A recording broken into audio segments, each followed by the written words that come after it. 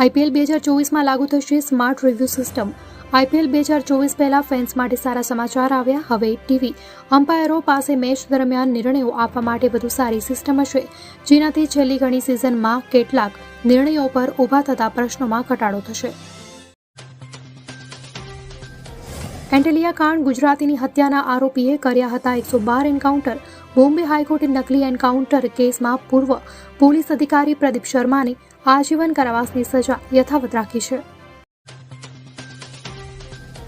લોકસભાની ચૂંટણીને લઈ રાજકીય પક્ષો તેમના ઉમેદવારોના નામો નક્કી કરવાની મથામણમાં પડ્યા છે, ત્યારે કોંગ્રેસે હવે ગમે ત્યારે ત્રીજી યાદી જાહેર કરી શકે છે। તે પહેલા જ પંચમહાલ બેઠક માટે ઉમેદવારને મૌખિક જાણ કરાઈ હોવાની વિગતો સામે આવી છે।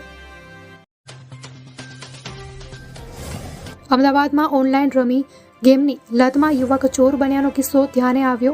આરોપી જગદીશ ચૌહાણ છેલ્લા 2.5 વર્ષથી મોબાઈલ શોરૂમમાં મેનેજર તરીકે નોકરી કરતો હતો।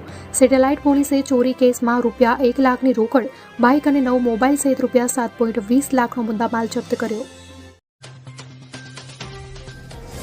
કેતન ઇનામદારના રાજકીય નાટકનો ધ એન્ડ, હર્ષ સંઘવીએ જણાવી મનામણાની અંદરની વાત। કેતન ઇનામદારના રાજીનામા અને નારાજગી મામલે હર્ષ સંઘવીએ કહ્યું કે વિકાસની યાત્રાને આગળ વધારવાનો નિર્ણય થયો છે। તેમણે લોકોની લાગણીને ધ્યાનમાં રાખીને વાત કરી હતી। કેતન ઇનામદારે વ્યક્ત કરેલી નારાજગી બાદ ભાજપનું નેતૃત્વ રીતસરનું ફફડી ઉઠ્યું। અચાનક સાવલીના ધારાસભ્ય પદેથી કેતન ઇનામદારે રાજીનામું આપ્યું। એટલું જ નહીં, ત્યારબાદ તેમણે આરોપ મૂક્યો છે કે પક્ષમાં જૂના કાર્યકર્તાઓની અવગણના થાય છે, તેમનું માન સન્માન જળવાતું નથી। દરેક વ્યક્તિ માત્ર સત્તા માટે નથી આવતો। ઇનામદાર મીડિયા સામે ખુલીને બોલતા ભાજપમાં ભૂકંપની સ્થિતિ સર્જાઈ।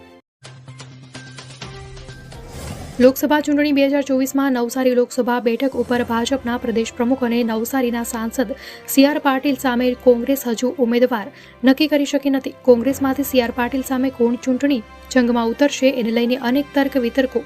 કોંગ્રેસના દિગ્ગજ નેતા સ્વર્ગસ્થ અહેમદ પટેલની દીકરી મુમતાઝ પટેલની નવસારી લોકસભા બેઠક ઉપર પસંદગી થાય એવી ચર્ચાઓ ઉઠતા જ નવસારી અને સુરત કોંગ્રેસના આગેવાનો ચિંતામાં મુકાયા। પોરબંદર કોંગ્રેસમાં ભંગાણ, એક બાદ એક નેતાઓ પક્ષને કહી રહ્યા છે અલવિદા। હવે કેસરિયા કરવાના મૂડમાં। પોરબંદર જિલ્લામાં કોંગ્રેસના કદાવર નેતા કહેવાતા અર્જુન મોઢવાડિયાએ રાજીનામું આપ્યા બાદ પોરબંદરમાં કોંગ્રેસનો સફાયો થઈ રહ્યો છે। સુરેન્દ્રનગરમાં ખનન માફિયાઓ બેફામ બન્યા છે। ફરી ખનન માફિયાઓ દ્વારા ખોદકામ દરમિયાન બ્લાસ્ટ કરતા શિવ મંદિર અને ધર્મશાળા સહિતને નુકસાન થયું હતું। આ બાબતે મુખ્યમંત્રીને રજૂઆત કરવામાં આવી। લોકસભાની સામાન્ય ચૂંટણી 2024ને ધ્યાનમાં રાખીને બ્લેક મની, હવાલા મની અને કેશ બુલિયન જેવી પ્રવૃત્તિઓની માહિતી પૂરી પાડવા કે ફરિયાદો મેળવવા આવકવેરા વિભાગ દ્વારા અમદાવાદના આયકર ભવન ખાતે કંટ્રોલ રૂમ શરૂ કરવામાં આવ્યો।